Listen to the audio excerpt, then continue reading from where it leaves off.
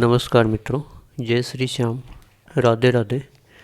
कैसे हो आप सभी दोस्तों? हम बात कर रहे हैं बीएसटीसी के सिलेबस के बारे में। और बीएसटीसी के सिलेबस में अपना एक सब्जेक्ट है टीचिंग एप्टीट्यूड, शिक्षण अभिक्षमता।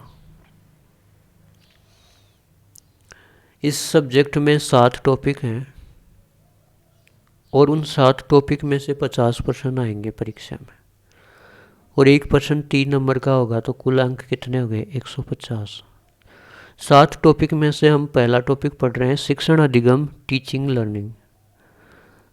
तो हम बात कर रहे थे शिक्षण को प्रभावित करने वाले कारक कौन कौन से होते हैं। देखो, पारिवारिक वातावरण शिक्षण को प्रभावित करता है। एक परिवार तो ऐसा होता है जहाँ पे सभी प्रेम से खुश रहते हैं, अनुशासन होता है, अच्छे से रहते हैं। एक परिवार ऐसा होता है जहाँ बालक के माता पिता पूरे दिन लड़ते रहते हैं, झगड़ते रहते हैं, तो उसका प्रभाव बच्चे पर भी पड़ता है। और लड़ाई का एक कारण ये भी होता है कि पैसों की कमी, आर्थिक तंगी। बालक की माँ सामान मंगवाती है, पिता पैसे नहीं होते हैं तो सामान तो लाता नहीं है और लड़ाई करता है। ऐसा होता है, आर्थिक तंगी की वजह से भी होता है। और कुछ ऐसे होते हैं जिनकी आदत होती है। व्यक्तिगत विभिन्नता शिक्षण को प्रभावित करती है। एक क्लास में 5 बालक होते हैं, एक मेरिट में आता है, एक फेल होता है, तो ये उनकी व्यक्तिगत विभिन्नताएं तो है। संस्था का वातावरण, अगर शहर में विद्यालय है, शोर शराबा है, साधनों की आवाज़ आती है।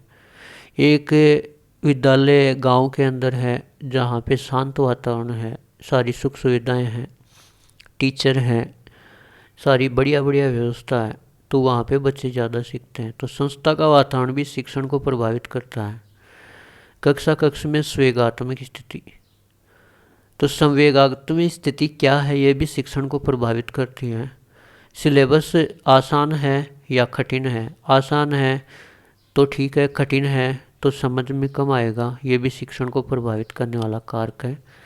शिक्षण के उद्देश्य क्या हैं, ये भी शिक्षण को प्रभावित करता है। शारीरिक और मानसिक स्वास्थ्य, अगर किसी का शरीर ताज़ा तगड़ा है, उसका मस्तिष्क भी ताज़ा तगड़ा है, तो उसे अच्छे समझ में आएगा। और कोई बीमार है, परेशान है, तो उसको कम समझ में आएगा।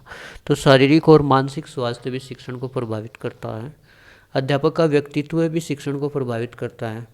एक तो अध्यापक होता है कि अच्छे से साफ़ सुथरे कपड़े पहन के आता है, उसका व्यक्तित्व अनुशासन अच्छा होता है, तो बालक उसको देख करके अच्छा ही सीखेंगे। एक होता है बीड़ी सिगरेट जर्दा गुटखा नशा पत्ता करता है, गंदे कपड़े पहन के आता है, तो उसका प्रभाव बच्चों पे गलत पड़ता है। तो अध्यापक का व्यक्तित्व भी शिक्षण को प्रभावित करता है। शिक्षण का नियोजन, प्लानिंग कैसे की गई है, यह भी प्रभावित करती है। और शिक्षण कार्य का मूल्यांकन नहीं करने से भी शिक्षण प्रभावित होता है। बार बार बच्चों का टेस्ट लेना चाहिए और उनका मूल्यांकन करना चाहिए। तो शिक्षण को प्रभावित करने वाले कारक पारिवारिक वातावरण, व्यक्तिगत विभिन्नता, संस्था का वातावरण, कक्ष में संवेगात्मक स्थिति, पाठ्यक्रम, शिक्षण के उद्देश्य, शारीरिक मानसिक स्वास्थ्य, अध्यापक का व्यक्तित्व, शिक्षण का नियोजन, शिक्षण कार्य का मूल्यांकन नहीं करने से शिक्षण क्या होता है? प्रभावित होता है। अब देखो मित्रों, हम बात करेंगे एक अच्छे शिक्षक के क्या गुण होने चाहिए।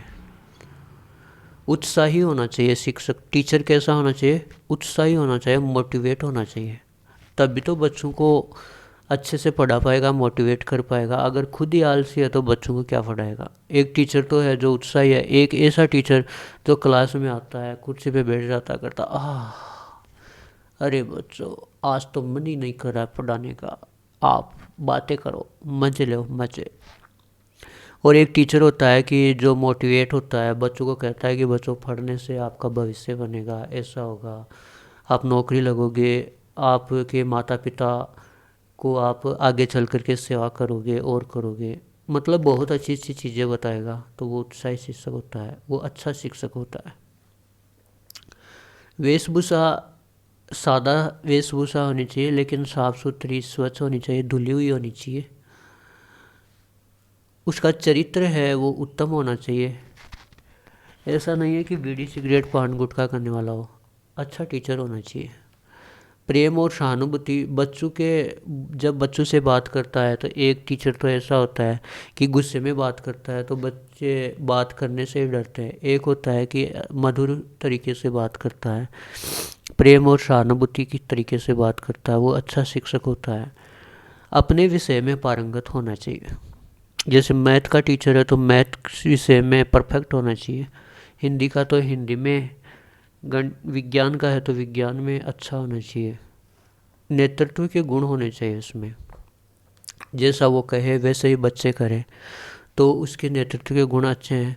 और कोई टीचर ऐसा होता है वो कहता है और बच्चे उसकी सुनते ही नहीं है तो उसमें नेतृत्व के गुण नहीं होते हैं।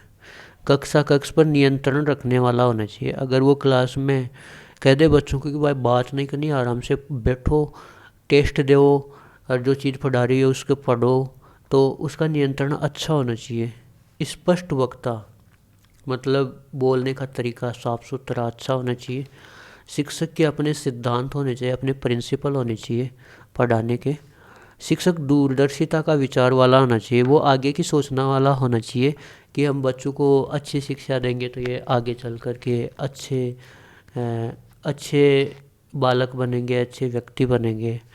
सामाजिक रूप से परिपक्व होना चाहिए। शिक्षक ऐसा होना चाहिए जिसको समाज का भी नॉलेज होना चाहिए कि गांव के अंदर लोगों से कैसे बात करनी चाहिए, बच्चों के पेरेंट्स से कैसे बात करनी चाहिए।